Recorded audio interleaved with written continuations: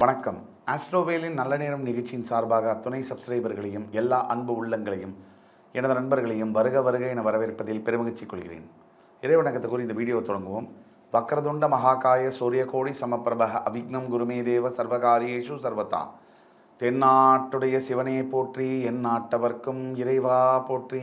நண்பர்களே, இன்றைக்கி நம்ம பார்க்க போகிறது ஒரு மிக மிக முக்கியமான ஒரு பதிவு. இதுவரைக்கும் நம்மளுடைய சேனலில் இந்த மாதிரியான வீடியோ வந்ததில்லை. பிரத்யேகமான தலைப்புகள் கொஞ்சம் வித்தியாசமாக பேசணும் அப்படின்ற ஒரு முயற்சியில் இந்த மாதிரி தலைப்புகளை நம்ம பேசுகிறோம். 2000 விஜய் அவர்கள், தளபதி விஜய், நடிகர் தளபதி விஜய் அவர்கள் 2024 இல்லை 26 அரசியல் பிரவேசம் எப்பொழுது, தவிர அவர் முதல்வராவாரா விஜய், இதுதான் தலைப்பு. இப்போது சமீப காலங்களில் கடந்த ஓராண்டுக்கு மேலாக தளபதி விஜய் அவர்கள் பல பொது மேடைகளில் பல இடங்களில் அரசியல் குறிப்போடு பேசுவதையும் அரசியல் ஆர்வத்தையும் வெளிப்படுத்தி வருவதையும் நம்மால் பார்க்க முடிகிறது. இதற்கு முன்னாடியே பல ஆண்டுகளாக விஜய் மக்கள் இயக்கம் என்பதை ஒன்று உருவாக்கி பல தொண்டுகளை செய்து வருகிறார்கள். இதில் எந்த ஒரு விதமான சந்தேகமும் இல்லை. இன்றைக்கி தமிழ்நாட்டில் அவருக்கு நிறைய ஃபாலோவர்ஸ் இருக்காங்க. அவர் ஒரு உச்சபட்ச நடிகராக இருக்கிறார் என்பதில் ஐயப்பாடில்லை. ஆனால் அரசியல் என்பது, இவரால் அரசியலில் நடிப்புத் துறையில் எவ்வளோ சாதிச்சாரோ அதே அளவுக்கு அரசியலில் சாதிக்க முடியுமா, அதை பற்றி தான் பேச்சு. சினிமா துறை மற்றும் சினிமா துறையில் உள்ள பல இதிலேருந்து நிறைய பேர் இங்கே இருக்கக்கூடிய 3 முதலமைச்சர்கள் 4 முதலமைச்சர்கள் தமிழ்நாட்டை ஆண்டவர்கள் யாருன்னு பார்த்தோம்னா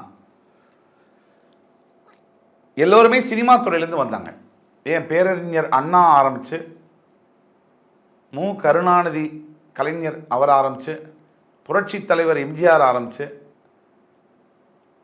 புரட்சி தலைவி ஜெயலலிதா அம்மா ஆரம்பித்து, எல்லாருமே சினிமா துறையில் ஆரம்பித்து தான் அரசியலுக்கு மிகப்பெரிய ஆளுமைகளாக உருவெடுத்து இந்த தமிழகத்தை ஆண்டார்கள்.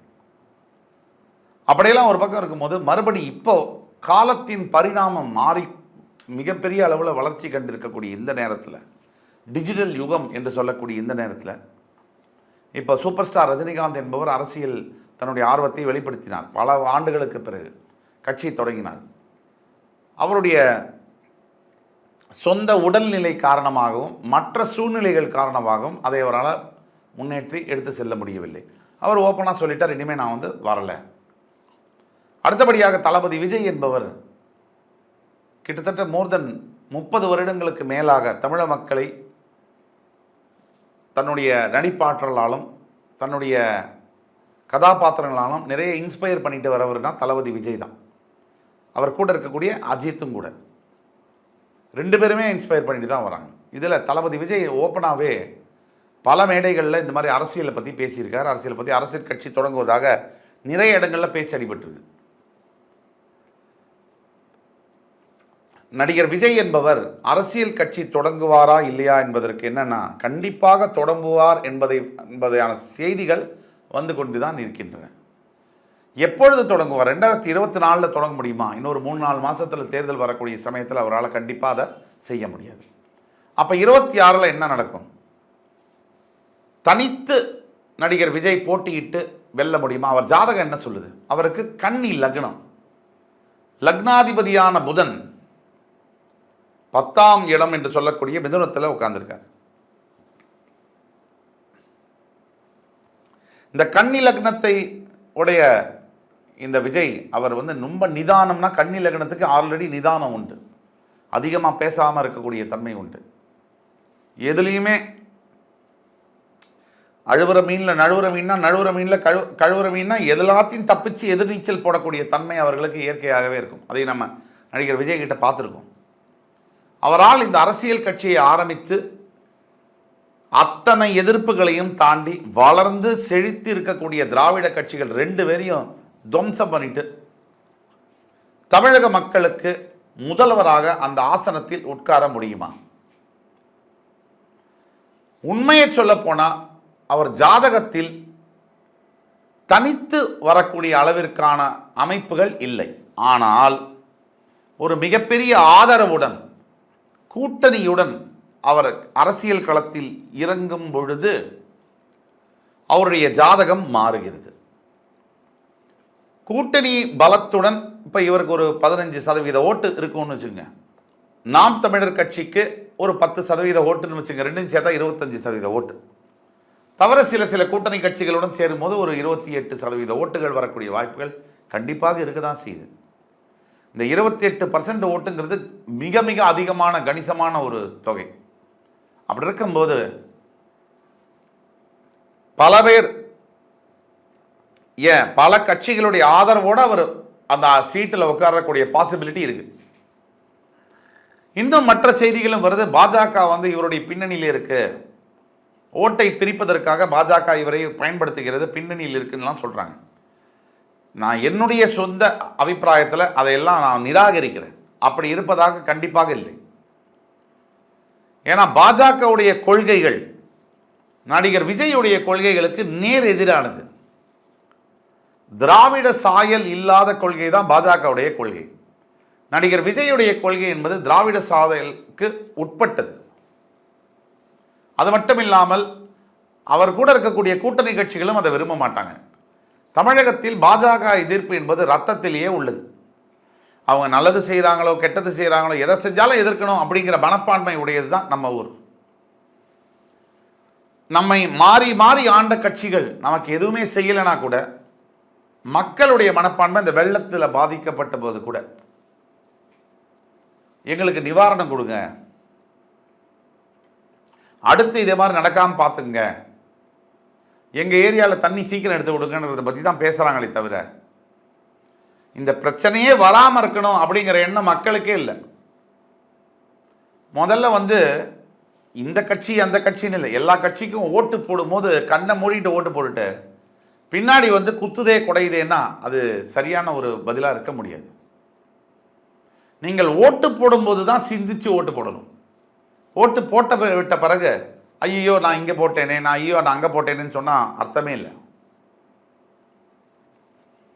பல ஆண்டுகளாக எனக்கே தெரிந்து, எனக்கு ஒரு 45 வயது ஆகுது, எனக்கே தெரிந்து பல ஆண்டுகளாக, ஏன் ஒரு 30 வருஷத்துக்கு மேலாக இந்த மழைநீர் வடிகாலுக்காக நிதி ஒதுக்கி மழைநீர் வடிகால் கட்ட போகிறோம்னு சொல்லி 2 திராவிட கட்சிகளுமே அதை செய்யவில்லை என்பதுதான் உறுதியான செய்தி. அப்படி செய்திருந்தால் இது ஒரு சாதாரணமான விஷயம். இன்னைக்கு இருக்கக்கூடிய டிஜிட்டல் யுகத்தில் சென்னையை சிங்கார சென்னையாக மாற்றினாங்க, ரோடெல்லாம் போட்டாங்க, புதுசாக லேம்ப்ஸ் எல்லாம் வச்சாங்க. இந்த ட்ரைனேஜ் வாட்டர் பைப்பையும் போட்டு கையோட அதோட போட்டு முடிச்சிருந்தா என்றைக்கோ முடிஞ்சு போயிருக்கும். ஒரு சொட்டு தண்ணி இருக்க முடியாது, அதை சேகரிக்கவும் முடியும். ஆனால் ஏதோ ஒரு காரணத்திற்காக, அரசியல் ஆதாயத்திற்காக கூட இருக்கலாம், இதை செய்யவில்லை என்பதுதான் உறுதி, அதுதான் சத்தியம். இப்போ மாறி மாறி ஒரு விஷயம் நடந்துகிட்டே இருக்கு. மறுபடி மக்கள் நீங்கள் மாறி மாறி உங்களுடைய வாக்குகளை அவர்களுக்கே செலுத்தும் பொழுது இந்த பிரச்சனையை நீங்கள் ஒத்துக்கொள்கிறீர்கள் என்றுதான் அர்த்தம். இதற்கு மாற்று வர வேண்டும் என்றால் யாராவது வேற ஒருத்தருக்கு சான்ஸ் கொடுத்து தான் ஆகணும். இல்லைன்னா எப்படி மாறுதல் வரும்? வர முடியாது. புதிதாக வரக்கூடியவர்களுக்கு நீங்கள் சீமானுக்கு கொடுத்தாலும் சரி, அண்ணாமலைக்கு கொடுத்தாலும் சரி, யாராவது ஒருத்தருக்கு புதிய ஆளுக்கு ஒரு வாய்ப்பை கொடுக்கணும். நீங்கள் அப்படி கொடுக்கும்பொழுது தான் மாறுதல்கள் என்பது நிகழும். தளபதி விஜய் நிற்கிறாருன்னா அவருக்கு கூட உங்களுடைய வாக்கு உங்களுக்கு பிடித்திருக்குன்னு சொன்னால் கொடுக்கணும். ஏன்னா மறுபடி அதே கட்சிகளுக்கு 70 ஆண்டுகளாக நீங்கள் வாக்களித்து மாற்றங்கள் இல்லை. மாற்றங்கள் வர வேண்டும் என்றால் புதிய ரத்தத்தை பாய்ச்ச வேண்டும், புதிய வரக்கூடிய இளைஞர்களை ஆதரிக்க வேண்டும், யங் பிளட்டை நீங்கள் சப்போர்ட் பண்ணணும். ஜாதக ரீதியாக தளபதி விஜய்க்கு முதல்வர் சீட்டில் தனிச்சு உட்காரக்கூடிய யோகம் சற்று கடினமாக இருந்தாலும், ஆனால் ஒரு சில கூட்டணிகளோடு அவர் உட்காரும் போது அவர் முதல்வர் ஆகுவதை யாராலும் தடுக்க முடியாது. அதே மாதிரியான அளவிற்கு அண்ணாமலை ஜாதகத்திலும் யோகம் இருக்கிறது. முதல்வர் ஆசனத்தில் உட்காரும் யோகம் அண்ணாமலைக்கு சற்று அதிகமாகவே இருக்கிறது. அதனால யார் உட்கார்ந்தா என்ன? யாராவது படித்த நபர் மக்களுக்கு நல்லது செய்யணும்னு நினைக்கிறவங்க உட்கார்ந்தா நல்லது தானே. அது விஜயா இருந்தானே அண்ணாமலையா இருந்தானே, யார் பதவியில் உட்கார்ந்தாலும் மக்களுக்கு நல்லது செய்ய வேண்டும் என்பதுதான் நம்மளோட வேண்டுகோள். ஏன் தற்பொழுது முதல்வருடைய மகனான உதயநிதி ஸ்டாலின் இருக்கார் இல்லையா, அமைச்சர், அவருக்கும் அந்த யோகம் இருக்கு. இப்படி யோகங்கள் இருந்தாலும் கூட இயற்கையுடைய ஆச்சரியம் என்னன்னா, அடுத்து நடக்கக்கூடிய அரசியல் நகர்வுகள் மற்றும் முக்கியமான நிகழ்வுகள் இது ரெண்டையும் பொறுத்து தான் யார் அடுத்த களத்தில் ஆட்சியை பிடிப்பார்கள், ஆசனத்தில் அமர்வார்கள் என்பதை பற்றி சொல்ல முடியும். ஆனால் இந்த 3 பேர், உதயநிதி ஸ்டாலின், விஜய், அண்ணாமலை, இந்த 3 பேரை பற்றி யோசிக்கும் போது அதிகமான வாய்ப்பு என்பது அண்ணாமலைக்கு இருக்கிறது என்பது தான் மறுக்க முடியாத உண்மை. ஆக விஜய் மற்ற கூட்டணி கட்சியோடு சேரும்போது கண்டிப்பாக அவருக்கு வாய்ப்பு அதிகமாகிறது என்பதுதான் மறுக்க முடியாத உண்மை. ஆக யார் வந்தாலும் யார் நம்மை ஆண்டாலும் கொஞ்சம் மக்களை பற்றி யோசிங்க. நம்ம காவல்துறைக்கு கூட அதான் சொல்கிறோம். நீங்கள் மக்களுக்கு காவல் கொடுக்குறீங்களோ இல்லையோ, முதல்ல நீங்கள் மரியாதை கொடுக்கணும்னு தான் வேண்டி கேட்டுக்கிறோம். சராசரி மக்களுக்கு கூட சற்று மரியாதையுடன் கொடுக்கும்போது தான் மக்களுக்கு அரசியல்வாதிகள் மீதும் காவல்துறையின் மீதும் நம்பிக்கை வரும். எல்லாருக்கும் நம்மளை மாதிரி அரஜான் வயிறு தான், அதே பசி தான், அதே தூக்கம் தான். விஜய், நடிகர் விஜயுடைய ஜாதகம் என்பது அவரை முதல்வர் ஆசனத்தை நோக்கி நகர்ந்து வைக்க கொண்டிருக்கிறது என்பதுதான் உண்மை. அவர் முதல்வர் சீட்டு, சிஎம் சீட்டை நோக்கி அவரை புஷ் பண்ணுதுங்கிறது தான் உண்மை. ஆக காலம் என்ன பதிலை சொல்லும் என்பதை பற்றி நாம் பொறுத்திருந்து பார்ப்போம். ஆனால் 2026 நடக்கப் போகிறது ஒரு அரசியல் மாற்றம், ஒரு வரலாற்று நிகழ்வு என்பதை மட்டும் உறுதியாக கூற முடியும். பொறுத்திருந்து பார்ப்போம். நல்லதே நடக்கும். நன்றி, வணக்கம். வாழ்க வளமுடன்.